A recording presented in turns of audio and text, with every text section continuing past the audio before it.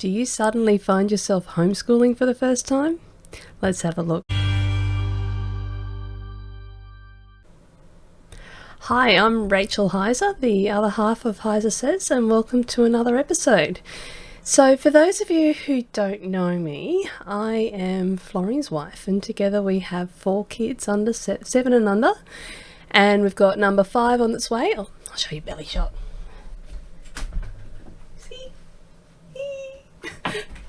So yeah, I'm 36 weeks and Bub's coming soon. And our eldest is in year 2 and our second is kindy age, and the others are 2.5 and 1.5. And we have been doing distance education from day 1 with our eldest. And I thought, given the current climate that we're in, with everyone at home and kids at home and suddenly finding yourself in a whole new world, I thought I'd just share some of our experiences and tips to help you get through the next 6 months. So you find yourself suddenly homeschooling, but you've got to remember that you're a parent first and a teacher second. So while you're in isolation, you'll find that a lot of your personal relationships will be put under pressure. If you find that every afternoon when you do the homework, you've got a tantrum, you have an argument with your kids, having them at home is going to make that worse. If you find that your children fight with each other and you've got some issues between siblings, having them all at home is going to make that worse. If you've got a strained relationship with your spouse, having the kids all at home, having yourself at home is going to make that worse. So my point is, before you even get into the academics of homeschooling, you need to work on your personal relationships with your family, because you're stuck together, and it's worth it to have good solid relationships, and you'll have a much better time. And it's a good time to, if you don't know your kids very well, get to know them. Also, it's time to heal from personal and school-related bullying. Like, there's a lot of trauma that some kids go through, and you may not even be aware of it, and suddenly they're at home and you have those deep conversations and you find out that there's been bullying going on, and this is a time when you can go, okay, let's talk it through and have maybe your children need some counselling. This is a good time to do it because they're not engaged in the day-to-day of school. Everything's stopped, everything's slowed down, and it's time to really heal from some of that trauma. You'll find a lot of kids do go into alternate forms of education simply because of the bullying, and they don't do any schoolwork for the first month because they're too busy just calming down and healing. So if your child's in that situation, don't put the pressure on to get straight into the schoolwork if they've got bigger issues to deal with. Same with, like, my parents divorced, and that was a big part of my teenage years. And if your children have gone through a similar experience, it's more important to resolve those issues, and the school comes second. Get some counselling, get some help, because that can affect the rest of your life if you don't sort it out. And thirdly, I'd like to say that, look, your isolation is not normal for humans, and your kids may experience a lot of anxiety at this time and loneliness just like you will. I know our kids, they're missing their grandparents. We usually see the grandparents at least once a fortnight, and they've said, stay away, don't make us sick, your kids will spread germs. So the kids are just missing their grandparents, and they're missing their friends. We usually have Tuesday dancing and Friday drama and musical theatre, and all of that has stopped. It's all go online and watch a streamed class, and it's different. You don't have the social interactions. So Be mindful that isolation's tough on your kids because they're used to socializing with their friends, and this is not normal homeschooling experience. There's a lot of concern amongst the homeschooling community that this is just reinforcing that we're all hermits and we don't get out. We do get out normally, we're just not allowed to at the moment, as are most everyone. So next I wanted to talk about your experience and how it will be unique. No one else is going to have the same experience as you. How many kids do you have? Are they high school? Are they primary school? Are they under school age? Do you have a mix of all three? How many are you teaching? You'll find that lower primary is going to be very different to high school. We don't have any experience beyond year 2, and at that age group, there's no computer work. It's not sit in front of the computer and get the teacher to teach your kids. Your parents need to be there teaching their kids and teaching them how to read and going through numbers and adding up. Are you working from home at the same time? If you're working from home and your partner's working from home and your kids are trying to do homeschool distance ed as well, that's a lot of pressure. And you'll find predominantly homeschooling parents and mums. I do know a few dads. And Florian, he probably does about 1/3 of the work with our kids. But you'll find that it's predominantly mums, and most mums have a side gig. I don't know anyone who's managing to work a full-time job and teach their kids. It's too much work. But I'd say over 60% would have a side gig, or studying, or running a small business, or maybe working weekends. Some are doing relief work. So you can do it, but you've got to understand, if you're trying to work full-time hours and teach your kids, you're not going to be able to sustain it. It's too much, and you need help. Can you share the load with your partner? Can you both do a bit? And even if your kids, the older your kids are, the more they can do by themselves, but they're still going to need help, and they're still going to need to be reined in and make sure they do the work. Especially if you've got the computer and you can just sit there and play cards or surf the internet, what's going to be more fun? There still needs to be an element of supervision. And lastly, are your kids on track? What level readers are they? Don't assume that they're at the level that your teachers are telling you, because they may not be. And until you work with them one-on-one, you won't know.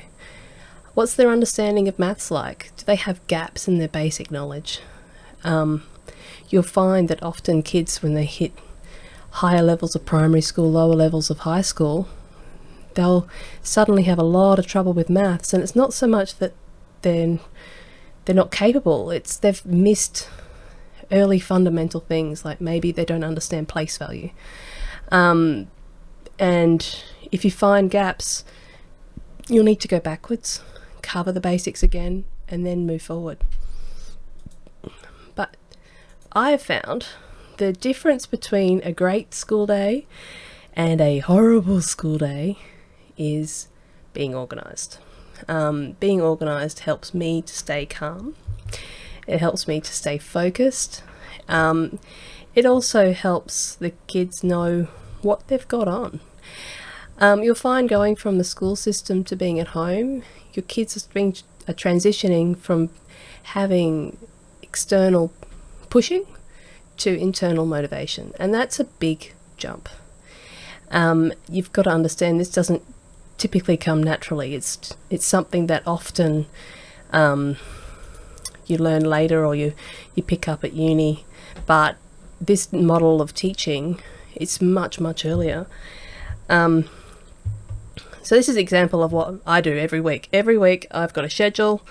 I've got the work that Florian does with the kids in the morning, and then when he's done, I take over.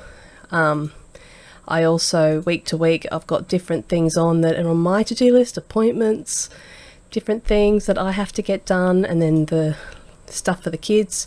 I've colour coded it. The red everyone has to do, the blue is Frederick's work, the black is Mina's, the green is Josephine's. She's only 2.5, that's why she's just got a ballet class. And also we want to train Mina to basically treat her schoolwork like a job. So we've got different times on the to-do list, and the quicker she gets her work finished, the more she gets paid, because we want to encourage productivity and not just busy work. So typically she would earn between 50 cents and $1 a day. We'd be finished by 1 or 2. But I've got these earlier time slots with more coin, because if she finishes earlier, then she should be rewarded, because that's a lot of extra self-motivation on her part. But this is how I have to organise the week in a schedule, so I know what we've got to get through. And it also means that Mina can actually pick the order that we do things. So in this block of time, we don't have to start, stop and finish at the bottom. We can pick whatever interests her. I'd like to get her to do the boring stuff first, but it doesn't always work. So we use the schedule so that we both know how much work is left in the day, and it's not a never-ending pile of schoolwork. Oh, is that working? Oh, there. I've got a Learn Florian system. So basically, this is a great time to teach your kids time management strategies. And if they're too young to teach them a strategy, model it for them. And I like to use blocks of time for multiple activities. These are the life skills that you really need to be successful. So why not try and teach them as young as you can? Also, we're looking at 6 months, so I would be planning a full term, just one term. Then you can see what term 2, and then you can see what happens for term 3. But once you've got a full term's worth of work, you can then break it down into weeks and schedule the week. I don't tend to break it down into individual days, simply because it's an amount of work that needs to get done in a week, and we typically take Tuesday off, for example. So rather than having 5 days, we have 4, and some subjects are split over 5 days, and some are split over 4 days, and some are split over 2, and some are split over 3. But I just try and make sure the week workload is covered, and every day has roughly the same amount of work to do, but you don't necessarily cover off on every subject every day. And it's normal to get school done in half a day. Remember, you're one-on-one. You're not in a classroom setting where you've got one teacher and 20 or 30 students. It's one-on-one, so it's very normal to get it done much, much quicker. So that brings us to curriculum. So in this context, where most people, I'm assuming, watching this probably are looking at a short term, kids who are only going to be at home for 1 or 2 terms. This is not forever ever. If it's the way you want to structure your life like we have, then you're going to be diving a lot deeper than if it's just a temporary 1 or 2 terms exercise until we get through this crisis. So work with your school. Think of it, it's distance education, it's not homeschool. So you need to work with the school curriculum, work with the work that they've given you, because then the kids, when they go back to term 3 or term 4, they're slotting right in. They're not having to play catch up because you taught them something different. There are hundreds and thousands of online resources. Some are free, some are paid. I personally find it very overwhelming every time I look, and it puts me off, so I stop looking. So I would avoid looking online for curriculum because it's incredibly daunting, and it'll take you a lot of time to work out what's good for you and what's not. If there are lots of Facebook groups for homeschoolers, but a lot of them are closing their doors at the moment because they're not sure whether people are coming in just for one term or whether this is a lifestyle. So there's a few that have started up just for mums and dads who are only going to be doing 1 or 2 terms, and I would go there. I would do the minimum for the first week. Do the minimum that the school has set. That'll give you an idea of how much time it's taking. And you might find that that is taking you a full day and it's too much work. So there's no point in looking for more when the minimum is already quite full. The Australian curriculum is a very full curriculum. So I would do the minimum, and if you find that you need to add more, you'll know where to add more. You might need to add more in the English, you might need to add more in the maths, but you're not going to know if you don't just do the minimum, adjust, everyone gets used to it, and then you can add, or you can go back to the teacher and go, I can't do this in a day. It's too much work. What's the priority? Where do we cut back? I found with prep, I needed to have that conversation with our teachers because I was pregnant at the time, and then I had a newborn baby in the term 3 holidays, and I just couldn't do the work. It was too much. So had the conversation, where can we cut? Where do we need to focus? And we just made sure we got the absolute essentials done.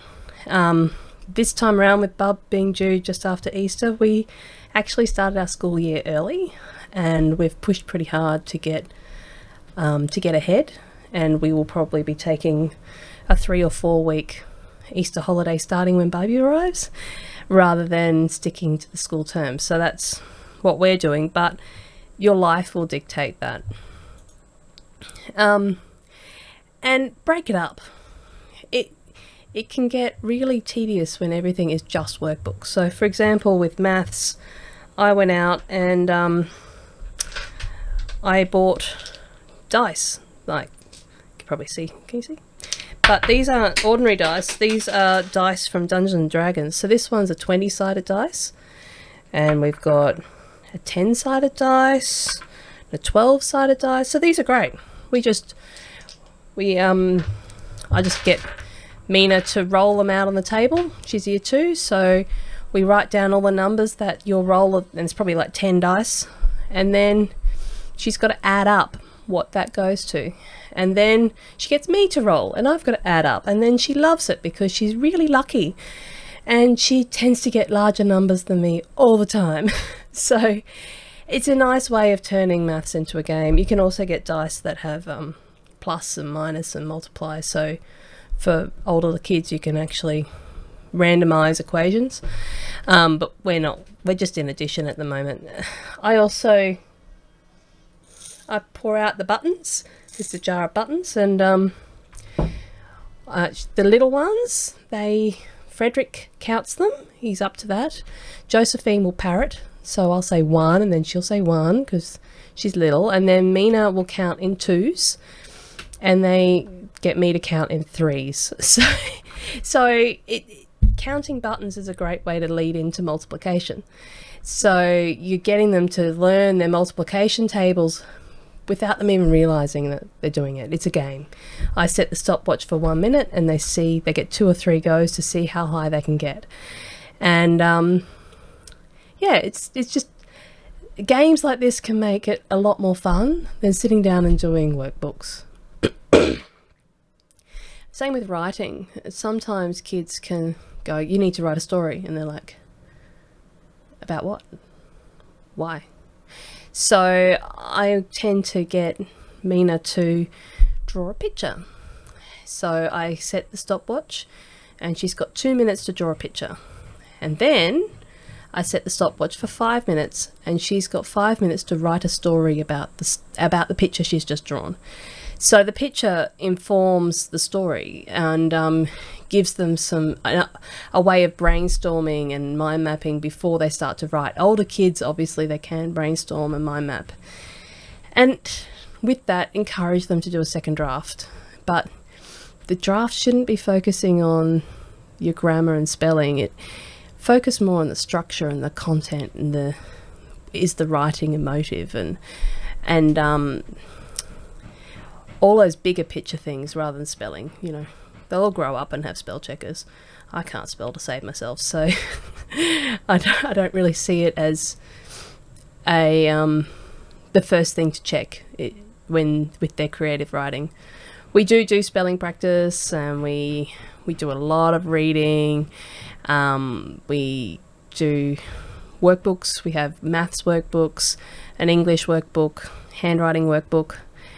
I find them quite good because that's the work I give to Florian in the morning. He will do the workbooks because he can just be there supervising rather than actually sitting down and teaching, which helps with his workload. And some jobs, like, you'll find, just do one experiment a week. But it helps if you break it up. So spend a day deciding what to do. Spend another 2 or 3 days writing up the experiment. Spend the 4th day doing the experiment, and the 5th day writing the conclusion. Because if you just try and do the experiment and then write everything up, it's so boring that the kids just won't do it. And then a lot of stuff like art and IT, home ec, tech, I don't actually put in my schedule. A lot of that stuff just tends to happen with life. And I just need to get the camera out and take photographs and record the picture that they drew for me, or take a picture of the cake we cooked together. So there's so much learning that can be in life. It doesn't necessarily need to be dictated by what other people are telling you what to do. So I see this as an opportunity. It's an opportunity to teach your kids to cook. It's an opportunity to teach them to clean. It's an opportunity to teach them about your hobbies. So we've got a few big projects on the go at the moment. Mina's making a dress. She's learning to sew. She's also made a robot with her granddad, and she's been doing, she didn't do the coding, but she did all the electronics and the wiring with help. And she could explain the coding, but she didn't do it. And she's actually building a bike with Florian, very slowly, but they're getting it done. And leave time in your day for boredom. So boredom, the kids hate it, but they need it. They really need it. It's without boredom, there's no creativity, because you're being entertained. If you're not being entertained, it forces you to find something to do. Everyone needs time outside, and everyone needs some time just to be, well, for little kids, free play, and for bigger kids, time to be alone and away from the rest of the family. So with everything just stopping, don't try and cram life to be as busy as it once was. Leave time for boredom, and give your kids time to learn how to entertain themselves. Without going, mummy, cartoons. Anyway. And finally, this mode of education, it really does teach entrepreneurial skills. You get your work done, and then you can play. And these are the skills that our kids need for the future. They will need to create their own work. They will need to be able to manage their time well. They will need to be self-motivated. And they will need to learn how to be creative. So encourage them to look for opportunities and support them in following through their ideas. Who knows? They might end up coming up with a stellar business they can run from home for the next 6 months. You don't know. Depends what age they are, of course. It's probably more high school than primary, but if you don't have these foundational skills, it's very hard to transition and learn them later. But anyway, thank you so much for listening. If you like me producing content, please add a comment below on what you'd like me to talk about. I often struggle to know what to talk about. Today I've been put on the spot because Florian's not feeling terribly well, so he's like, can you do one today? I'm not really up to it. So if you want to support the channel, you can definitely do that by commenting and liking the video, sharing it around, sharing it with anyone you know that has suddenly found themselves homeschooling and haven't found their feet yet. We also have affiliate links with Amazon and eBay. I might put some of these dice in the comment with that. You can join the channel on YouTube, or you can join with Patreon.